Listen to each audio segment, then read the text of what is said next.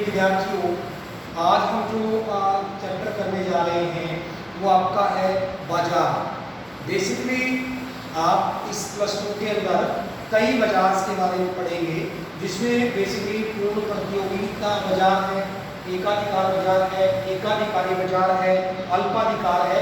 ये बेसिकली चार जो बाजार है उनके बारे में पढ़ेंगे। इनमें पहले बाजार की परिभाषा आएगी, उसके बाद बाजार की विशेषताएं आएंगी। तो सबसे पहले आज जो हम पढ़ेंगे वो पूर्ण प्रतियोगिता बाजार है। सबसे पहले आपको पूर्ण प्रतियोगिता बाजार की परिभाषा का पता होना चाहिए कि पूर्ण प्रतियोगिता बाजार क्या है। तो जैसे कि इसमें है कि पूर्ण प्रतियोगिता बाजार वह बाजार होता है जिसमें क्रेता और विक्रेताओं की संख्या अधिक होती है। क्रेता और विक्रेताओं का मतलब क्या है? खरीदने वाले और बेचने वाले उस बाजार में बहुत ज्यादा होते हैं। और इसके बाद क्या है? सभी वस्तुएं समरूप होती हैं, यानी उस बाजार के अंदर जो पूर्ण प्रतियोगी बाजार होगा उसमें वस्तुएं क्या होंगी? समरूप होंगी। समरूप का मतलब क्या है? एक दुकान पे सपोज करो आप टाटा का नमक लेने गए, तो एक दुकान पे टाटा का नमक मिल रहा है, दूसरी में भी वही टाटा का नमक मिल रहा है, तीसरी में भी टाटा का नमक मिल रहा है। यानी जितनी भी मार्केट में दुकान हैं उनमें जो वस्तुएं रखी हुई हैं वो समरूप हैं, समान है।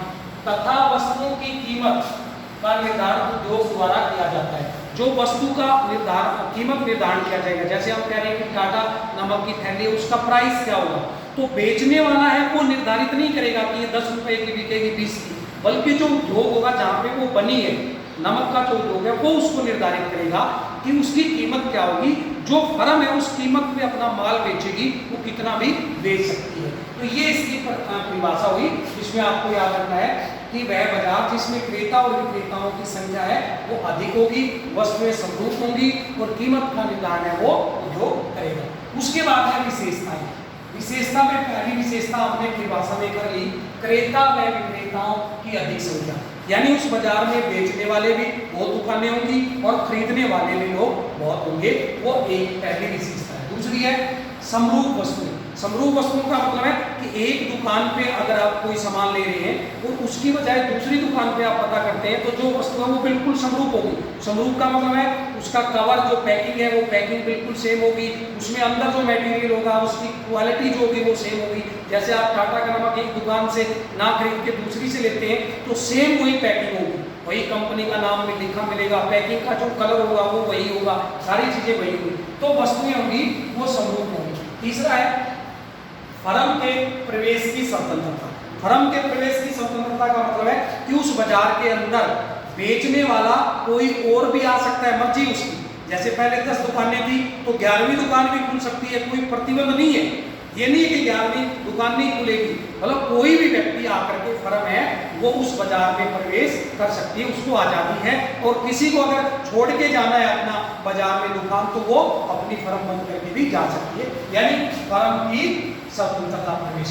फिर है चौथा, फर्म केवल कीमत स्वीकारक है, उद्योग कीमत निर्धारक है। जैसे हमने परिभाषा में पढ़ा कि वस्तु की कीमत कौन निर्धारित करेगा? उद्योग करेगा, फर्म नहीं करेगी। फर्म क्या होगी? कीमत स्वीकारक होगी। कीमत स्वीकारक का मतलब है कि जो उद्योग ने कीमत निर्धारित कर दी किसी चीज की, उस पे वो बेच सकती है अपना सामान फर्म, तो वो स्वीकार करेगी कीमत, लेकिन निर्धारण कौन कर रहा है? वो उद्योग कर रहा है। अगला पूर्ण ज्ञान। पूर्ण ज्ञान में क्या है कि जो बेचने वाला है और जो खरीदने वाला है उन दोनों को उस मार्केट का पूर्ण ज्ञान है। पूर्ण ज्ञान में क्या होगा? जैसे आप एक दुकान से सामान ले रहे हैं और आपने सपोज करो टाटा की नमक की थैली ले रहे हो आप, तो अगर वो 10 रुपए में बेच रहा है तो आपको पता है कि दूसरी दुकान वाला है वो 8 रुपए में बेच रहा है, तो आप वहां से सामान नहीं लेंगे। यानी उस मार्केट की आपको पूरा ज्ञान है खरीदने वाले को, और बेचने वाले को भी पता है कि मैं 10 रुपए में बेच रहा हूँ नमक की थैली, तो दूसरा जो मेरा पड़ोस वाला दुकानदार है वो कितने में बेच रहा है, उसको भी ये जानकारी है। तो इस बाजार में पूर्ण ज्ञान होगा। पूर्ण ज्ञान किस किस को? क्रेता को भी और विक्रेता को भी। उसके बाद है पूर्ण गतिशीलता, यानी यहाँ पे साधनों की गतिशीलता की बात है। गतिशीलता का मतलब एक जगह से जो साधन है उत्पादन के लिए, वो अगर उनको लग रहा है कि उनको लेबर को मजदूरी कम मिल रही है या पूंजी को ब्याज कम मिल रहा है, तो वो मूवमेंट हो जाएंगे एक जगह से जहां पे उनको ज्यादा मतलब आय मिलेगी, वो वहां से गतिशील हो जाएंगे, यानी पूर्ण गतिशीलता है। अगर लगता है कि यहाँ पे मतलब जो साधन है जो उत्पादन के साधन है उनको सही दाम नहीं मिल रहे, सही आय नहीं हो रही, तो वो गतिशील हो जाएंगे, दूसरी जगह पे चले जाएंगे। AR और MR को कहें वो समान होंगे, जैसा कि हमने पहले भी किया था कि कोण प्रतियोगिता के अंदर इस प्रकार से AR = MR, यानी AR और MR है OX के पैरेलल होंगे, ऐसे होंगे। केवल कोण प्रतियोगी बाजार में होता है AR MR बराबर, बाकी किसी बाजार में भी AR और MR दोनों बराबर नहीं होंगे, दोनों अलग होंगे। और लास्ट में कोई विक्रय लागत नहीं। विक्रय लागत का मतलब होता है सेलिंग कॉस्ट, किसी भी सामान को बेचने के लिए जो हम लागत उठाते हैं। जैसे आपने देखा होगा टीवी में बहुत सी कंपनी अपने प्रोडक्ट का एडवर्टाइजमेंट करती है, तो वहां पे खर्च करती है वो। आपने देखा होगा दीवारों के ऊपर मतलब पोस्टर लगवाती है या कलर करवा के अपने प्रोडक्ट की मतलब ऐड करती है, तो वो कोण प्रतियोगी बाजार के अंदर नहीं होगा। क्यों नहीं होगा? क्योंकि वो जो आप प्रोडक्ट की बात कर रहे हैं, जो प्रोडक्ट की एडवर्टाइजमेंट कर रहे हैं, आप प्रचार कर रहे हैं, उससे आपके साथ साथ दूसरे जो दुकानदार है उसको भी फायदा हो, क्योंकि वो भी बेच रहे हैं वही सामान सेम। आपने एडवर्टाइजमेंट की, लोगों को पता चल गया, लोग जाएंगे बाजार में, वो जाके किसी दूसरे दुकानदार से कहेंगे कि मुझे ये चीज चाहिए, तो वो उसके पास भी है, लेकिन आपने प्रचार में पैसा आपका लगा, माल दूसरे का मिला, तो इसलिए कोई विक्रय लागत नहीं होती। तो ये 8 जो है प्रिय विद्यार्थियों, ये कोण प्रतियोगी बाजार की विशेषता है। फिर इसके बाद आता है एकाधिकार बाजार। एकाधिकार जैसे हिंदी का वर्ड है, मोनोपोली इंग्लिश में बोलते हैं हम इसको।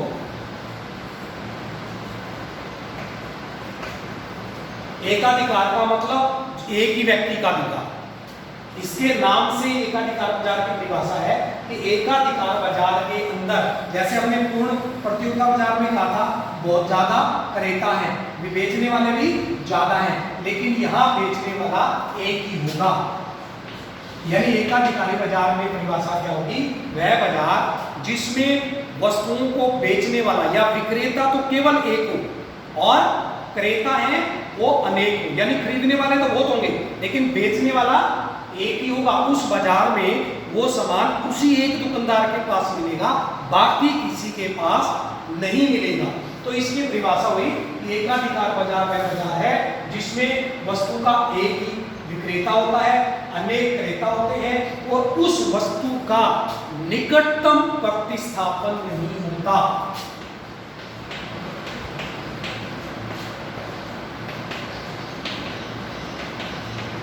निकटतम प्रतिस्थापन का मतलब है कि उस वस्तु के जगह दूसरी वस्तु का आप यूज नहीं कर सकते, इसलिए आपको उस दुकान से लेना पड़ेगा। जैसे फॉर एग्जांपल आपको कोई भी घर में मेहमान आता है, हम कहते हैं कोल्ड ड्रिंक्स लेकर के आओ। कोल्ड ड्रिंक्स में सपोज करो वो कहता है कि मेरा जो ब्रांड है वो ड्यू है। अब आप एक दुकान पे गए, ड्यू नहीं मिली, ठीक है, या ड्यू महंगी दे रहा है वो, तो दूसरी दुकान पे क्या है वो कोका कोला है।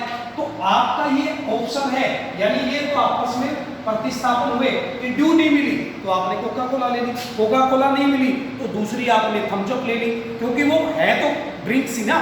लेकिन यहाँ निकटतम प्रतिस्थापन नहीं है, इसलिए आपको इस दुकान से ही आपको लेना पड़ेगा, आपके पास ऑप्शन नहीं है। तो एकाधिकारी बाजार में क्या हुआ कि एक ही विक्रेता होता है, अनेक क्रेता होते हैं, उस वस्तु का निकटतम प्रतिस्थापन नहीं होता और कीमत विभेद पाया जाता है। कीमत विभेद का मतलब होता है कि एक ही वस्तु की अलग अलग उपभोक्ता से अलग अलग कीमत मिलेगी। जब वो मोनोपोली होगी तो आपसे हो सकता है वो एक चीज 10 रुपए में बेच रहा है, सपोज करो ये डस्टर है, आपको 10 रुपए मिल रहा है, दूसरे कस्टमर को उसने 12 में बेच दिया, तीसरे को 15 में बेच दिया। ऐसा वो कर सकता है, क्यों? क्योंकि उसको ये पता है कि मेरे अलावा ये डस्टर किसी के पास नहीं है। तो वो इसकी परिभाषा हुई। फिर उसकी है विशेषताएं।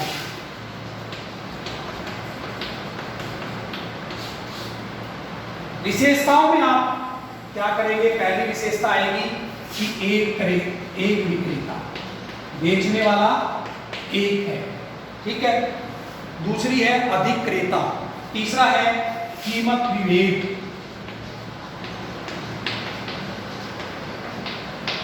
चौथा है जैसे यहां हमने किया था वस्तुएं समरूप। वस्तुएं समरूप हो भी सकती हैं और नहीं भी हो सकती, कोई जरूरी नहीं है। तीसरा फर्म के प्रवेश की स्वतंत्रता, यहां स्वतंत्रता थी, यहां स्वतंत्रता नहीं है, नई फर्म नहीं आ सकती। क्योंकि जिस दिन नई फर्म आ गई, दूसरी दुकान खुल गई, तो उसका एक अधिकार क्या हो गया, खत्म हो गया, उसकी मोनोपोली नहीं